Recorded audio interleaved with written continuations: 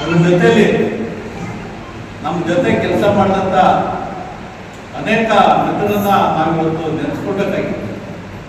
ಆ ಕಾರಣಕ್ಕಾಗಿ ನಾನು ಮೊದಲಿಗೆ ಈ ತಾಲೂಕಿನಲ್ಲಿದ್ದಂಥ ಗೌನ್ಪಲ್ಲಿ ಚಲಪತಿ ಅವರು ನಮ್ಮನ್ನ ಅಗಲಿದ್ದಾರೆ. ಗೌನ್ಪಲ್ಲಿ ಚಲಪತಿ ಆಗಿರ್ಬೋದು, ಕಾಟನಹಳ್ಳಿ ನಾರಾಯಣಸ್ವಾಮಿ ಆಗಿರ್ಬೋದು, ಕರ್ನಲ್ ನಾರಾಯಣಸ್ವಾಮಿ ಆಗಿರ್ಬೋದು, ಎಚ್.ಎಸ್.ಪಲ್ಲಿ ನಾರಾಯಣಸ್ವಾಮಿ ಆಗಿರ್ಬೋದು, ಸೋಮವಾರಪಲ್ಲಿ ಆಂಜನಪ್ಪ ಆಗಿರ್ಬೋದು, ಇವರೆಲ್ಲರೂ ಕೂಡ ನನ್ನ ಜೊತೆಯಲ್ಲಿ ಕೆಲಸ ಮಾಡಿರೋಂಥವ್ರು ಈ ತಾಲೂಕಲ್ಲಿ. ನಾನು ಜಿಲ್ಲಾ ಸಂಘಟನಾ ಸಂಚಾಲಕರಾಗಿದ್ದಾಗ ಇವರೆಲ್ಲರೂ ಕೂಡ ನನ್ನ ಸಹಕಾರ ಕೊಡೋದ್ರ ಮುಖಾಂತರ ಇಲ್ಲಿ ಹೆಚ್ಚಿಗೆ ಕೆಲಸ ಮಾಡಿ ಇವತ್ತು ಅವರು ನಮ್ಮನ್ನು ಅಗಲಿದ್ದಾರೆ. ಆದರೂ ಕೂಡ ನಾವು ಅವರು ನಮ್ಮಿಂದ ಅಗಲಿರ್ಬೋದು, ಆದರೆ ಅವರು ನಮ್ಮಿಂದ ಬಿಟ್ಟೋಗಿಲ್ಲ, ಅವರ ಸ್ಫೂರ್ತಿ ನಮ್ಮಲ್ಲಿದೆ ಅಂತಕ್ಕಂಥ ಮಾತನ್ನ ಈ ಸಂದರ್ಭದಲ್ಲಿ ಹೇಳೋದ್ರ ಮುಖಾಂತರ ಇವತ್ತು ಏನು ಹೊಸ ಪದಾಧಿಕಾರಿಗಳು ಇಲ್ಲಿ ಆಯ್ಕೆ ಆಗಿದ್ರೆ ಈ ಕಾರ್ಯಕ್ರಮವನ್ನ ತುಂಬಾ ಅಚ್ಚುಕಟ್ಟಾಗಿ ತುಂಬಾ ಹುಮ್ಮಸ್ಸಿನಿಂದ ನಮ್ಮ ದೇವರು ಆಯೋಜನೆ ಮಾಡಿ ಇಲ್ಲಿ ಒಂದು ಶಾಖೆಯನ್ನ ರಚನೆ ಮಾಡಿರೋದನ್ನ ನಾನು ಮೊದಲಿಗೆ ಗುರುಮೂರ್ತಿಯವರನ್ನ ನಾನು ಅಭಿನಂದಿಸ್ತಾ ಇದ್ದೇನೆ.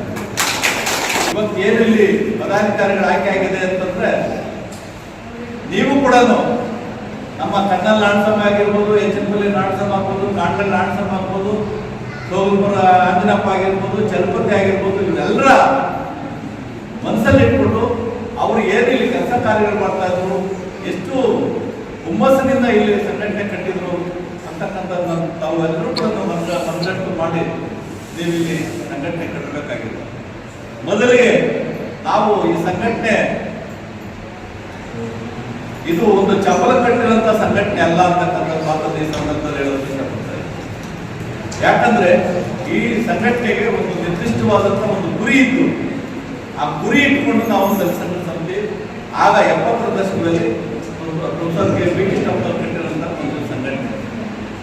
ಆ ಸಂಘಟನೆ ಇವತ್ತು ದಿನಗಳು ಕಳೆದ 50 ವರ್ಷಗಳಾಗಿದೆ. ಸಂಘಟನೆ ಹುಟ್ಟಿ 50 ವರ್ಷಗಳಾಗಿದೆ.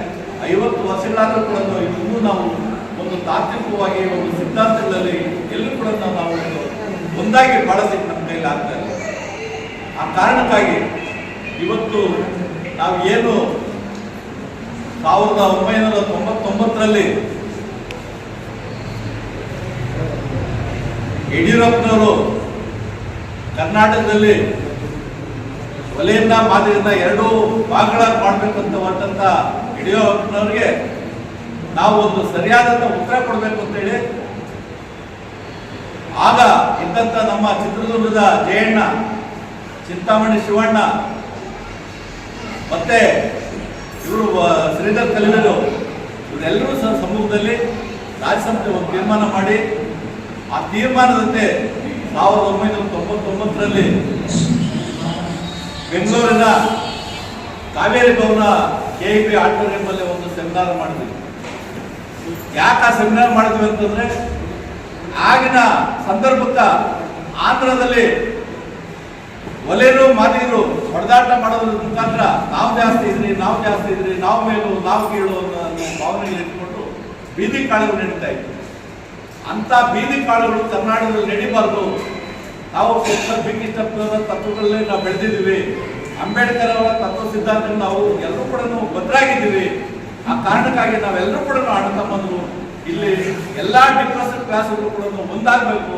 ಇಲ್ಲಿರ್ತಕ್ಕಂಥ ಒಲೆಯರು, ಮಾದಿಗರು, ಎಲ್ಲ ಜಾತಿಗಳು ಕೂಡ ಇವತ್ತು ಮುಸ್ಲಿಮ್ಸ್ ಆಗಿರ್ಬೋದು, ಕ್ರಿಶ್ಚಿಯನ್ ಆಗಿರ್ಬೋದು, ಕುರುಬರಾಗ್ಬೋದು, ಕುಂಬಾರಾಗ್ಬೋದು, ಪತ್ರಿಕರಾಗ್ಬೋದು, ಬ್ರಾಹ್ಮಣರು ಕೂಡ ಬ್ರಾಹ್ಮಣರನ್ನ ನಾವು ಮೇಲ್ಜಾತಿಯವರು ಅಂತ ಹೇಳ್ತೀವಿ. ನಮಗಿಂತ ಅವರು ಸಾಮಾಜಿಕ ಮೇಲ್ಜಾತಿ ಆಗಿರ್ಬೋದು, ಆರ್ಥಿಕ ಮತ್ತು ರಾಜಕಾರಣಗಳಲ್ಲಿ ಅವರು ಕೀಳಾಗಿದ್ದಾರೆ. ಇಂಥ ಒಂದು ಕಾರಣಕ್ಕಾಗಿ ಅವತ್ತು ನಾವು ಈ ದಲಿತ ಸಂಘ ಸಂಸ್ಥೆಯನ್ನು ಕಟ್ಟಿದ್ವಿ. ಆ ಕಟ್ಟೋದ್ರ ಮುಖಾಂತರ ಏನು ನಮ್ಮ ಸ್ನೇಹಿತರು ಹೇಳ್ತಾ ಇದ್ರು, ಇಲ್ಲಿ 70ರ ದಶಕದಲ್ಲಿ ಮುಳಬಾಗಲ ವೆಂಕಟಪ್ಪನವರನ್ನ ಕೊಲೆ ಆಯಿತು ಅಂತಕ್ಕಂಥ ಸಂದರ್ಭ ಕೂಡ ಆ ಸಂದರ್ಭದಲ್ಲಿ ಆಗಿತ್ತು. ಅದ್ರ ಜೊತೆಗೇನೆ ಏನು ಬಸವಲಿಂಗಪ್ಪನವರು ಪೌರಾಡಳಿತ ಸಚಿವರಾಗಿದ್ದಂಥ ಸಂದರ್ಭದಲ್ಲಿ ಆಗ ಇಡೀ ರಾಜ್ಯಾದ್ಯಂತ ಕೂಡ ಮಲ ಬರುವಂತ ಪದ್ಧತಿ. ಆ ಮಲ ಬರುವಂತ ಪದ್ಧತಿಯನ್ನ ತನ್ನ ತಲೆಗಳ ಮೇಲೆ ಯಾರೋ ಒಬ್ಬ ಸಾಹುಕಾರರು ಮಾರ್ವಾಡಿಗಳು ಅವರು ಮಲ ಇದು ಮಾಡಿದ್ರೆ ಅದನ್ನ ನಮ್ಮ ಹೆಣ್ಮಕ್ಳು ನಮ್ಮ ಅಣ್ಣಮ್ಮಂದರು ಜನರಲ್ಲಿ PTCL ಕಾಯ್ದೆ ಇದೇ ಪ್ರೊಫೆಸರ್ ಕೃಷ್ಣಪ್ಪನವರು ಸಿದ್ಲಿಪುರ ಹೋರಾಟ ಅಂತಕ್ಕಂಥ ಒಂದು ಹೋರಾಟ ಮಾಡೋದ್ರ ಮುಖಾಂತರ 1 ವರ್ಷಗಳ ಕಾಲ ನಿರಂತರವಾಗಿ ಭದ್ರಾವತಿ ತಾಲೂಕು ಹೋರಾಟ ಮಾಡಿ ಇವತ್ತು ಏನು ನಾವು PTCL ಪ್ರಜಾಸತ್ತಾತ್ಮಕ ಗಣರಾಜ್ಯವನ್ನಾಗಿ ರೂಪಿಸುವುದಕ್ಕಾಗಿ ಭಾರತದ ಸಾಮಾಜಿಕ ಆರ್ಥಿಕ ಮತ್ತು ರಾಜಕೀಯ ನ್ಯಾಯವನ್ನು ವಿಚಾರ ಅಭಿವ್ಯಕ್ತಿ ಮತ್ತು ಉಪಾಸನೆಯ